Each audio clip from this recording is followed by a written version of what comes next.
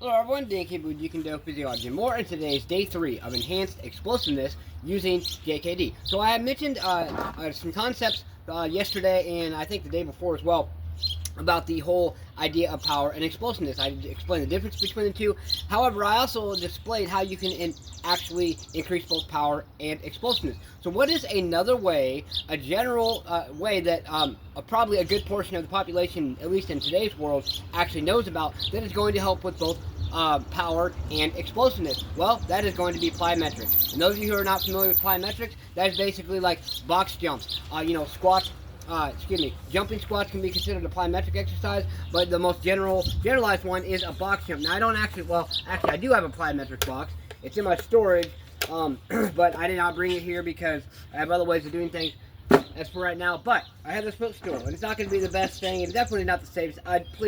I don't recommend actually using something like this because it can easily move, things like that. I'm not going to be doing some crazy ass things today, but I'm just going to kind of show you. Now, I've actually formulated many different types of my own plyometric exercises. So, you have your standard boom, up and down, boom, up and down, boom, up and down. And yes, obviously this isn't very high. What you want to do is you want to drive up, boom, and then boom, and then come back up right away. You don't want to pause too long, boom,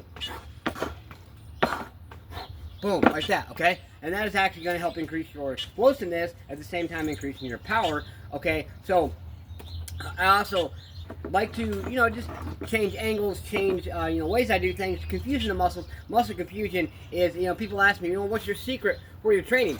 The only real secret I have, other than knowing your own body, with my nutrition, my training, and everything, is basically confusing my body. Muscle confusion. I do this, I never, and I mean never do the exact same training session every single day. I might do some of the same exercises, but I never do the same exact training. I might do, say, these exercises here, but then I'll switch it up to be like, my mind's like, oh, hey, we're going to do this next. Oh, never mind. No, we're not. Then, honestly, the muscles and tendons and everything have, honestly, no choice but to either grow, strengthen, develop, or get better. Basically, that's the way it works, okay? So you can even do things like, you go back and forth. You can do one leg. You can do back and forth, back and forth. So let's see, we're doing back and forth. Boom. Boom. And like I said, I would definitely recommend something higher. Boom. Boom. You do it like that, or you can actually come up here and boom, boom. You do one leg, boom, boom. One leg here, you go, boom. Here. Boom. You can even do, I have stairs here, so you can even do something like this. You can go.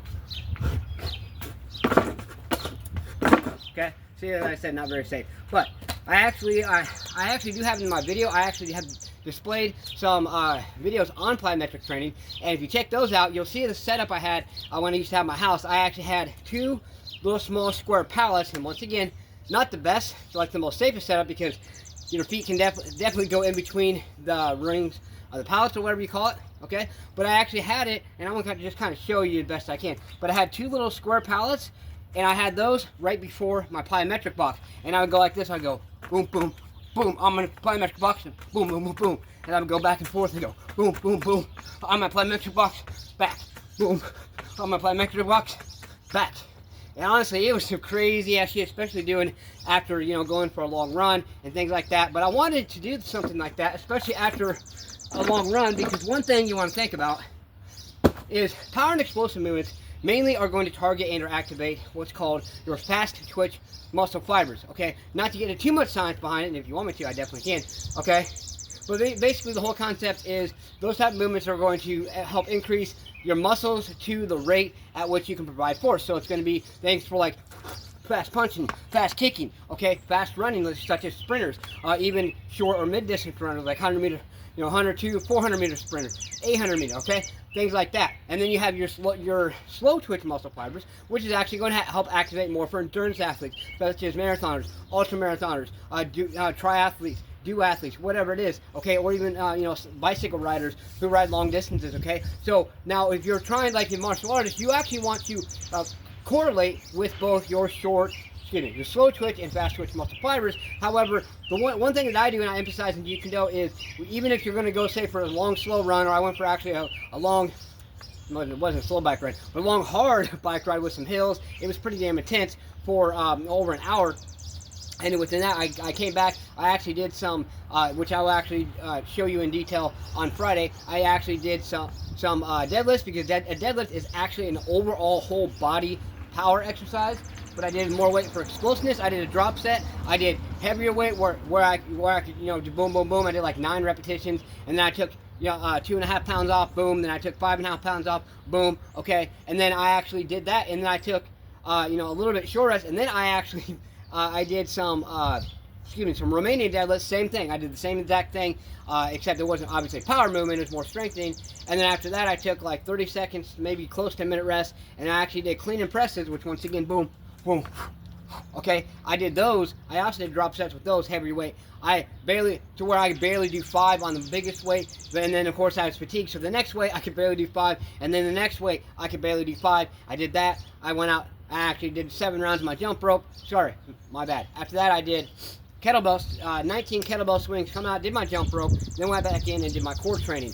Okay, why am I telling you this? Because if you listen closely, you hear that anytime I actually activated my slow twitch muscle fibers, I either immediately or not too long after that activated my fast twitch muscle fibers. And what did I end with? Okay, I ended with my speed jump rope. Okay, well, I said I ended with core training, but as far as my actual training, my legs and stuff, I ended with doing more of speed movements on my jump rope, because once again, as a martial artist, you must always enhance and activate your speed, power, explosiveness as much as possible to maximize your ability to be able to do what you honestly want to do for your self-defense. So with these things in mind, please keep it in mind, give me all your feedback, and embrace that discomfort today. Believe in yourself, believe you can do it, and believe that you deserve it. Smash punch, kick that like button. Just don't break it. Let's gotta do something. Do more than what you did yesterday. Get your ass up today and grind. What have you done today to push yourself? To grind, to embrace that discomfort. Keep it up. Push yourself. Let's go.